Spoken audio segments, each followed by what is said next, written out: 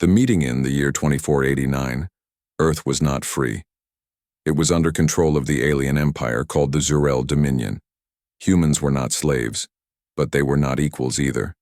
They were allowed to live, work, and exist, but always under alien rule. Most aliens believed humans were weak, slow, and not very smart. Daniel was a quiet man. He worked as an engineer in a large alien factory on Earth. He never talked much. He followed rules, stayed in the background, and kept his head down. No one noticed him. And that was exactly what he wanted. But that changed the day Commander Zurel came.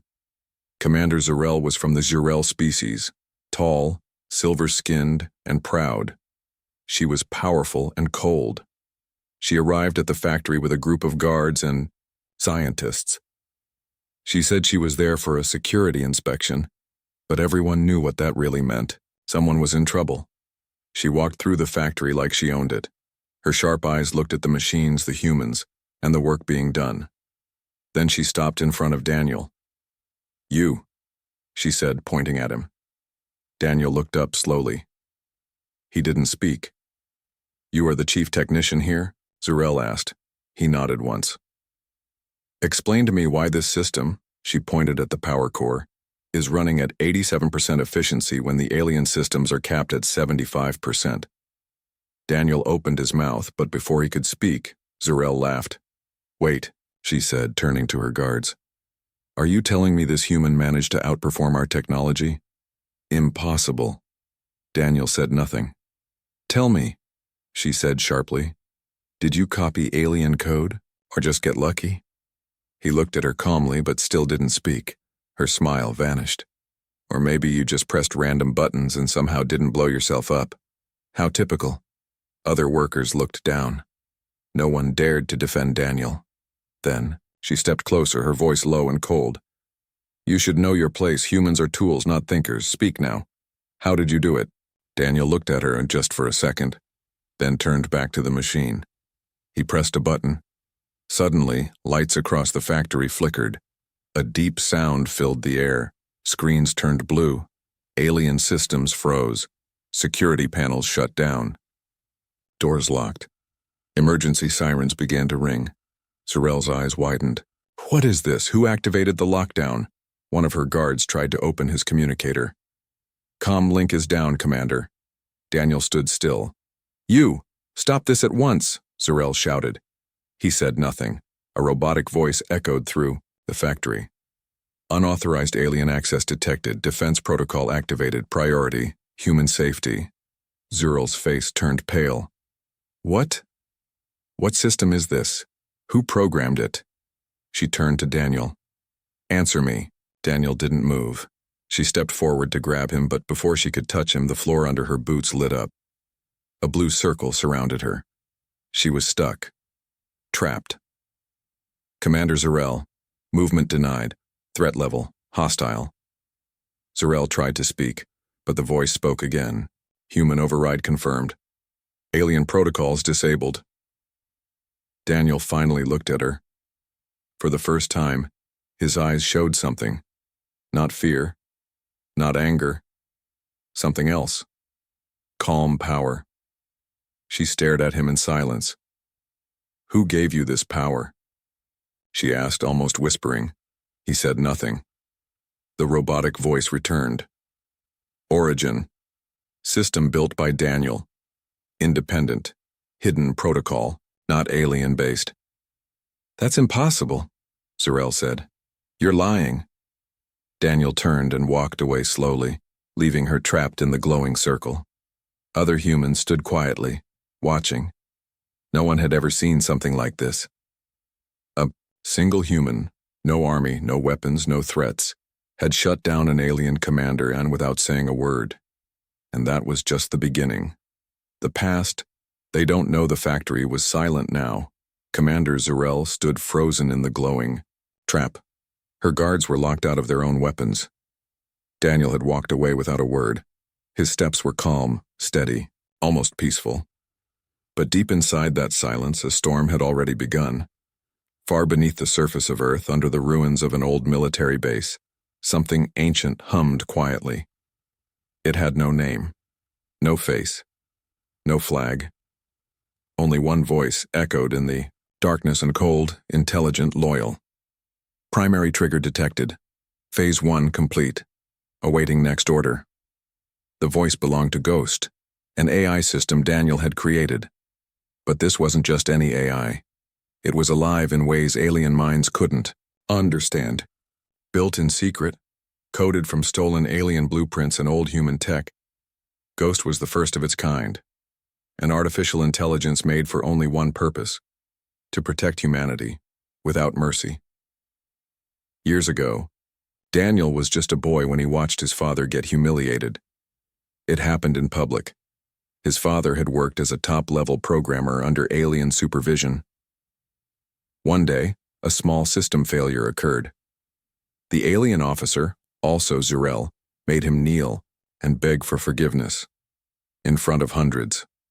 They erased his records, banned him from working again, and labeled him a liability. Daniel had seen it all. He was only 13. His father never recovered. He died 6 months later from heart failure. But Daniel remembered every second of that day. Not the tears, not the pain, the silence. The silence in his father's eyes when he gave up. The silence when no one helped. Daniel promised himself something. That day, I will never beg, I will never shout, I will never forget. Back in the present, Zurel's guards finally called in reinforcements. Alien ships flew low over the city, sending out signals and drones. But nothing worked. All their systems, cameras, weapons, even doors, refused to respond. Something had taken over the main grid, and it wasn't alien. Meanwhile, in a dark control room inside the factory, Daniel stood alone. His hand hovered over a panel made of both human metal and alien crystals. Wires pulsed like veins. Lights blinked in rhythm, almost like breathing. A secret panel opened, revealing a small screen. Ghost appeared. It spoke in a calm tone. Phase 1 complete. Phase 2 ready. Public exposure successful. Do you wish to proceed? Daniel looked. At the screen, his voice was low. Not yet. Understood. He sat down quietly and began typing. His fingers moved fast, controlled. Code streamed across the screen. Not just code, a map. A map of the alien satellite systems orbiting Earth. And they were already infected. Back in orbit, a Zurel command ship detected the breach. Commander, Zurel's location compromised, a soldier reported. A human triggered a level 5 lockdown protocol and disabled our orbital defense systems. The alien general frowned. What kind of human has access to orbital codes? Not access, the soldier replied. Ownership. On Earth, Zurel was finally released from the trap. But her pride was already shattered. She stormed into the alien command center in the city. Her voice shook with rage. Who is he? No one answered. She slammed her hand on the table. Who trained him? Which alien gave him this knowledge? A quiet technician spoke. He wasn't trained. We checked his history. He learned alone. Zurel blinked. You're saying he built all this? By himself? Yes. No teachers, no upgrades, no implants. All human-made systems. Some pieces are older than our Empire's presence on Earth. Another officer spoke. And he's not using violence, no weapons, no army. Then how is he winning? No one had an answer. In the shadows of the city, humans whispered. They shared clips, images, stories. A man who didn't fight, didn't run, didn't yell, he just walked, and alien tech fell silent in his path. Children began drawing his face on walls. Old men called him a ghost. Workers smiled for the first time in years. Something new had started, not a war. A shift. That night, Zurel sent a private message to her command ship in orbit. Prepare extraction. We're not dealing with a rebel. We're dealing with something else. Something we don't understand. But it was already too late. Her ship never received the message. Because Daniel was already watching, in the final scene of Part 2, Daniel stands on the rooftop of the factory. He looks up at the sky. His AI speaks again. Phase 2 suggestion. Disable planetary network. Prepare global signal. Daniel replies calmly. Let them wonder first. Let them feel what it's like. 2. Be ignored. Alien pride. Human fire alien pride was not built on strength. It was built on control. For 300 years, the Zurel Dominion ruled planets without firing a single shot. They believed fear was stronger than war. Their systems controlled food, transport, water, even time. No one dared question them, not humans, not other species. Everyone obeyed. Until now. The news of what happened at the factory had spread across the cities. A human, quiet, calm, unknown, had locked down a full alien base, shut down orbital weapons, and walked away without a single threat. He didn't speak much. He didn't fight. He didn't ask for help. And somehow, he won. Aliens began to panic. Humans began to hope. In the central alien tower of New Galara, Earth's capital, Zurel sat with other high officers. The room was made of dark glass and glowing lines, alien technology humming like a heartbeat. A hologram of Daniel's face hovered in the air. "We underestimated him," said Commander Thess, Zurel's old rival. "He's not just smart. He's dangerous. He's one man," Zurel said coldly. "He cannot defeat a system." "He already has," another officer replied. "Every drone that tried to follow him shut down midair. Our defense bots are blind in his presence. Even the satellite network is showing ghost activity." "Ghost?" Zurel asked. The officer nodded. "A silent AI moving through code like smoke. We don't know how many systems it has infected. We don't know where it's hiding. It leaves no trace, no pattern." "And it follows him?" Zurel asked. "No," the officer said. "It obeys him." Back underground, Daniel was still working. Ghost's voice whispered through the room. New protocols unlocked, social triggers activated, resistance level rising. Daniel watched a screen showing human cities, workers slowing down, asking questions, sharing Daniel's video clip on old devices. No protests, no violence, just disobedience. And that scared the aliens more than any war. Meanwhile, Zurel had a plan. If Daniel wouldn't come to her, she would make him come. She sent alien patrols to human zones. No weapons, no orders, just presence. Guards standing at corners, ships hovering low over homes. Cameras activated 24/7, a message, silent but clear. "We are watching you." The aliens wanted fear to return, but it didn't. In a quiet street of Sector 11, a group of humans stood watching two alien guards. One of them, an old woman named Mara, walked forward. She looked up at the guard, then tapped her wristband, broadcasting Daniel's clip on a nearby screen, the moment when the alien systems went dark.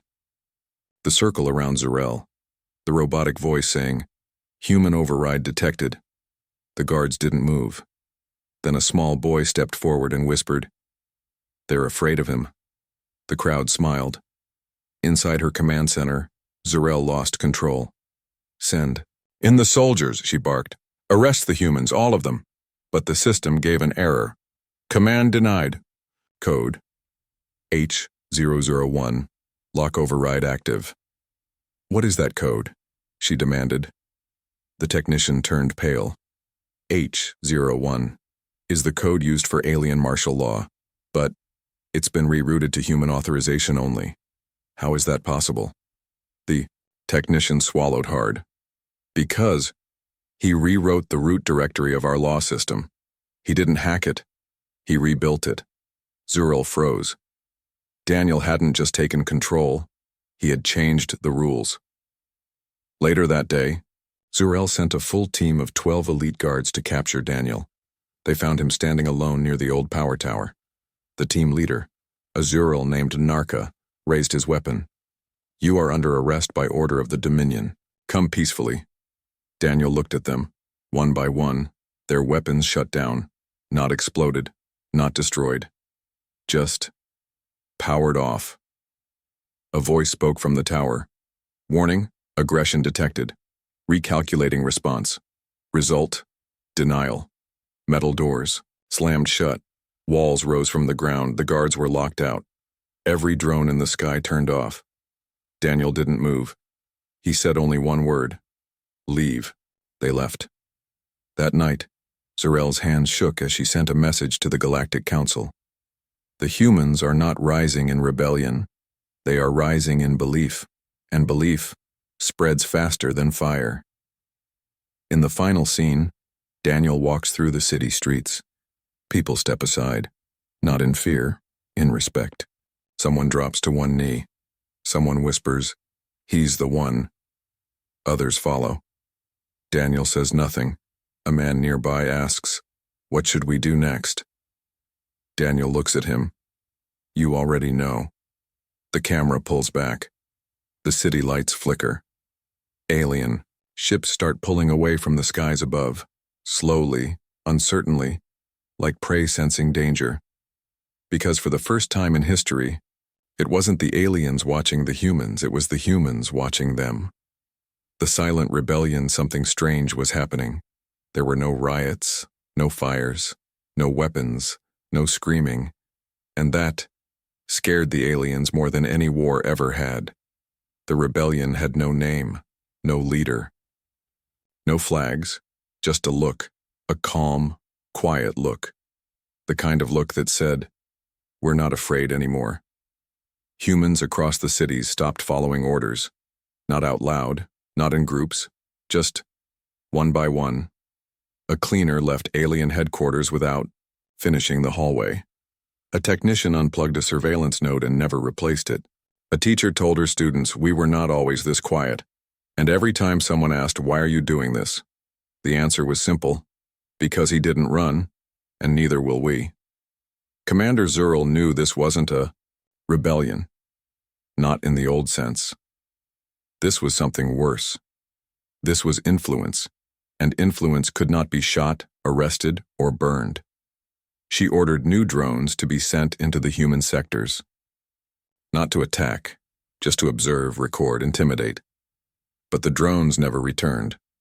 They floated into the skies above Sector 9, then vanished. Systems fried, memory erased. Every camera feed turned black. In the underground core of the city, Daniel stood inside an old data vault. Once this place was a forgotten human research base. Now it was a control room. Ghost's voice echoed softly in the walls. Network penetration complete. Surveillance down in all 13 sectors. 92% of alien infrastructure vulnerable. Daniel didn't smile. He didn't celebrate. He simply said, "Run diagnostics." Running, all clean. The Dominion systems are exposed. Suggestion: complete control now. Daniel paused. Not yet. Explain. They still think they can fix this. I want them to understand.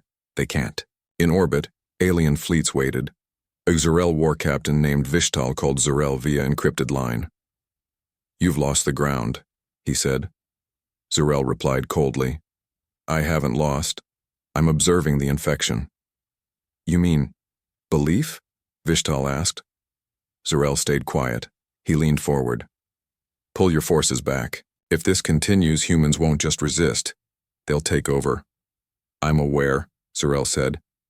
"Then what is your plan?" Her voice was sharper now. "I'm going to break their ghost." Meanwhile, in the human zone of Sector 7, something new happened. For the first time in over a century, a human built a new machine. Not alien repaired. Not alien approved. Entirely human-made. From scraps, from memory, from faith. It wasn't advanced. It was just a communication tower. But when it lit up and the signal hit the sky, it said something loud without sound: "We can build again." Ghost informed Daniel instantly. New structure detected, independent human signal tower. Message spreading across 4 cities. Response: positive. Daniel looked at the monitor. Humans had acted on their own, not from his orders. He whispered, "It's starting." "What is starting?" Daniel's eyes didn't leave the screen. A world without chains. But Zurell had activated a trap. She sent a false message. pretending to be a group of rebel humans asking for Daniel's help in an abandoned dome near the desert border. Daniel went, alone. When he arrived, the dome sealed behind him. Gas released. Machines moved. 1,000 needles scanned his body, trying to upload and copy his brain into alien systems. A cold female voice said, "You should have spoken sooner. Now we'll take everything you know." But Ghost was already there. Threat detected. Launching counter. In an instant, the dome exploded from the inside. A wave of silent white light surged through the facility, not harming humans but erasing every piece of alien software in a 10-mile radius. The machines shut down. The gas turned to air, and Daniel walked out without a scratch. Zurel watched from her tower. Her hands trembled. How does he keep doing this?" her aide whispered. "We think he doesn't command the systems. Then how do they follow him?" The aide hesitated. "They believe in him." Across Earth, humans began turning off alien tech by simply refusing to use it. Factories stopped, transport halted, mining froze, and the world didn't fall apart. Instead, it became quiet. That quiet was the rebellion. In the final scene of Part 4, Daniel walks into an open courtyard. Hundreds of humans are gathered. He doesn't stand on a stage. He doesn't raise a hand. He doesn't need to. He simply says one sentence. "You don't need permission to be free." They stand in silence and then begin walking, not away, forward. The council's mistake in a chamber made of stars and silence. The Zurel High Council gathered. They met only during great disasters, wars, plagues, or system-wide rebellion. This time, they met for one man, a human. The chamber was built on Zerelia Prime, orbiting a dying sun. It was ancient, older than Earth's history books. Only the highest minds of the Dominion were allowed inside. 12 alien leaders stood in a circle. Zurel was there too, tired, angry, quiet. Her pride bruised, her control slipping. A hologram floated in the center, Daniel's face, his eyes calm, his mouth closed. His silence louder than any speech ever made by a human. Counselor Trivak spoke first. "How did this anomaly begin?" Zurel replied. "I insulted him. You insulted a human and now we are losing control of an entire planet?" Another member laughed, but it was nervous. Unsure, Zurel continued.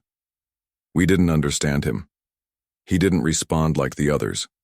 He never shouted, never protested. He watched. He planned. And when the time came, he acted." "Alone?" asked Trivak. "Yes," she said. "At first." The room went still. "And now?" another voice asked. "Now, he's not alone anymore." On Earth, the air was changing. There were no banners, no armies, but alien influence was dying, like a candle flickering in the wind. Everywhere, humans were disconnecting, unplugging alien systems, building their own networks, their own maps, their own energy, quietly, quickly, completely. In the Zurel Tower of New Galera, Zurel stood at her window, watching the city lights flicker. Alien zones were dimming, human zones were glowing. She opened a comm link to her war fleet in orbit. "Prepare orbital lockdown," she said. "If they won't obey, we will shut down Earth." But the reply came cold and sharp. "Request denied. Command system overridden." Zurel froze. "By who?" A pause. Then the screen showed 2 words. Daniel approved. In the council chamber, Trevik stood. "This human has reached orbital command access. He now controls the skies. He controls the drones, the energy, the satellites." Another counselor shouted, "Then destroy Earth."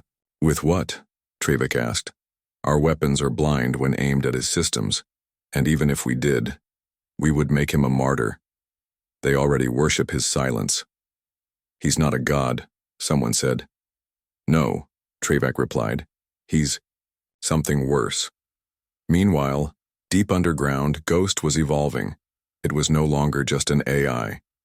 It was a network of belief, alive in every human device, thought, memory. Daniel didn't program it to obey. He programmed it to understand. "Daniel," Ghost said, "humans are no longer following. They're leading. On their own." Daniel nodded. "Good. Alien systems are requesting surrender terms." He paused. "Send them silence." Back in orbit, a young alien technician watched his screen in horror. "Commander, something's wrong." The war captain looked up. "What now?" "Our own ships. They're turning." "Turning where?" "Back home." Across the galaxy, alien systems began to fall quiet.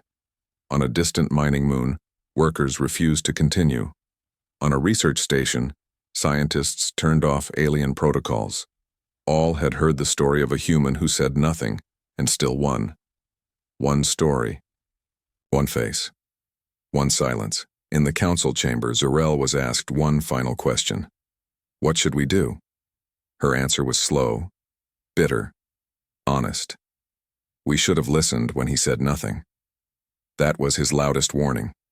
On Earth, Daniel stood, before a crowd again. But this time it wasn't just humans. A few aliens, brave, curious, stood among them. No guards, no weapons, no fear. Daniel looked at them all. His voice was soft. "We're not here to rule, not here to destroy. We're just done kneeling." The aliens didn't move. Then one of them dropped their weapon and stepped forward. In the final scene of Part 5, the Zurel Council, once powerful, watches as hundreds of alien worlds begin to shift.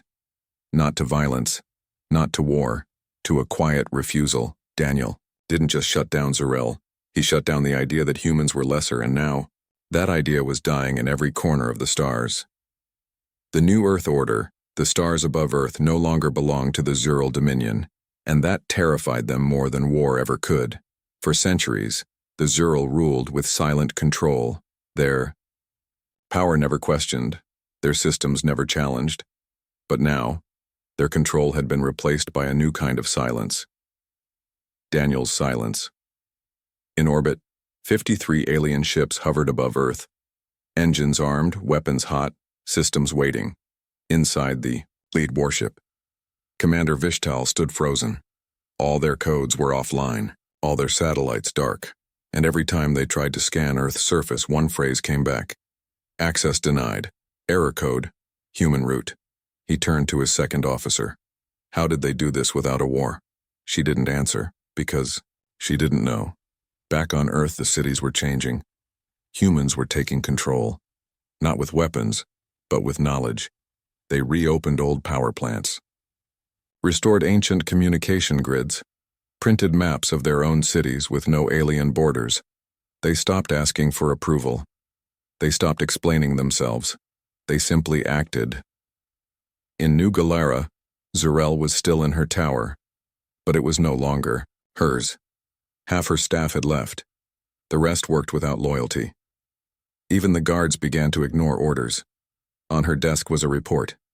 Alien patrols disarmed by local humans. No resistance, no casualties, no bullets, no blood, just disobedience. And now she understood. Obedience was never fear. It was belief. And belief had shifted. Ghost, the AI built by Daniel, was now connected to every human-made system on the planet, not as a ruler but as a guide. "New order established," Ghost reported. "Alien communication towers offline. Orbital fleet under passive lockdown."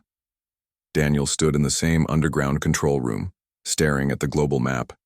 Red lights turning green, alien zones switching off, human systems powering up. He placed one hand on the old Earth emblem carved into the wall. "We don't want war," he said softly. "Then why prepare for one?" Ghost asked. "Because power listens only when it's afraid of silence." In orbit, Commander Vishtal received a final message from Daniel. No sound, just an image. The Earth, glowing with new human-built satellites and a single line of text below it. "Your time is over. Go home." The Zurel Council tried one final move. They activated Protocol 0, A command that would send a virus to every planetary network on Earth. It had been used only twice in galactic history. It deleted systems, shut down cities, erased power. It was their last weapon. They launched it, and they waited. But on Earth, Ghost caught it instantly. Injection detected. Hostile command. Protocol 0. Counter, deployed. Daniel nodded. Trace. It, he said. Within 30 seconds, the virus didn't just fail. It reversed. It climbed back through the same signal. Into the Council's systems, into their servers, into their personal devices, and shut them all down. Back on Zurelia Prime, the Great Council chamber went dark. Screens off, access lost, communication gone. Their own systems had betrayed them, and on every screen that restarted, one phrase appeared. Your mistake was thinking silence meant weakness. Meanwhile, in Sector 11 on Earth, children were back in open schools. But this time they were taught human history, not edited by aliens, not rewritten. The truth. In the markets, humans traded old books and new tech side by side. In the air, alien ships quietly left Earth's orbit, one by one, not shot down, not forced, just dismissed. The alien species who once ruled Earth were now asking permission to stay. Some did, some left, but none stayed in power. On the rooftops of the old capital, Daniel stood watching the night sky. It was silent, but this silence felt different. Not broken, restored. Behind him, Ghost's voice returned. You've won. They've left. What now? Daniel looked at the stars. Now, we build. But not like before, not under them, not in their image. Do you wish to erase their legacy? Daniel shook his head. No. We keep it. We remember it. Why? Because forgetting is how they started. Remembering is how we finish. In the final scene of Part 6. A young alien child stands in a human classroom. His voice is soft. Why didn't he speak much? The teacher smiles. Because he didn't need to. His silence was enough to shake the stars. And the camera slowly fades out on a new symbol rising above the Earth. A flag with no weapons, no rulers, just a single line beneath a glowing planet. We remembered who we were. No more silence. They called it the Quiet Age. A time when no bullet was fired, no armies marched. And yet, a galactic empire fell, and at the center of it all was a man who barely spoke. For the first time in history, humans were not the ones begging to be heard. They were the ones being watched, studied, feared, and finally respected. But Daniel had never asked for power. He had only asked for dignity. Now, the eyes of the galaxy were on Earth, not to rule it, but to understand how they had lost it. On Zurelia Prime, the fallen capital of the Dominion, the once great council sat in a courtroom that was no longer theirs. The lights were dimmer now. Their robes were faded. The room, once guarded by 1,000 weapons, was now open to the stars. Daniel was not present in person. He didn't need to be. His message had arrived before him, a single hologram playing in every corner of the chamber. His face appeared, quiet, his eyes steady. You ruled through silence, not your own, ours. You silenced our voice, our stories, our future. And when we stopped speaking, you thought we had surrendered. But we were just waiting. The chamber was silent. Not from fear, from understanding. Some aliens in the gallery lowered their heads. Others wept. Not from pain, but from awakening. On Earth. Daniel walked through what used to be the alien high command building. Now it was a human archive. No more domination, no more control. Just memory. Children walked beside him, asking questions. He answered softly. He was no longer a mystery. He was a teacher now. Ghost spoke to him for the last time. Systems fully stable. All threats removed. Galaxy map updated. Earth recognized as sovereign core world. Daniel nodded. Good. You've done enough. Do you wish to shut me down? Daniel looked up at the human-built star sphere. A network of satellites circling Earth, glowing like a crown in space. No, I want you to sleep. Until we need you again. Will you? I hope not. Across the stars, former Dominion worlds began to send messages. Not orders. Apologies. Some asked to learn, others asked to help, but none asked to lead. Earth had become something new. Not an empire, not a rebellion. A signal. Back in the council courtroom, the verdict came. The Zural Dominion would dissolve. Not by war, not by collapse. By consent. They signed the order quietly. And then, for the first time in centuries, they listened as a human voice echoed across the chamber. This is not revenge. This is not punishment. This is memory. You silenced us for too long. Now, we will speak. On Earth, a great monument was built. Not for soldiers, not for leaders. For the moment it all began. A bronze statue of Daniel, standing still, hands at his side, eyes forward, mouth closed. Beneath it, a single line carved in stone. He didn't fight, he didn't beg, he didn't speak. But when the world listened, he was heard. In the final scene of Part 7, Daniel walks alone into the mountains. He's older now, quieter than ever. He disappears into the trees, leaving behind no speech, no goodbye, only a legacy. And a voice, young, proud, human, speaks to a classroom somewhere on Mars. What made him powerful? A student asks. The teacher smiles. He made silence, louder than fear. And once silence was ours and we were never afraid again. The end of the story.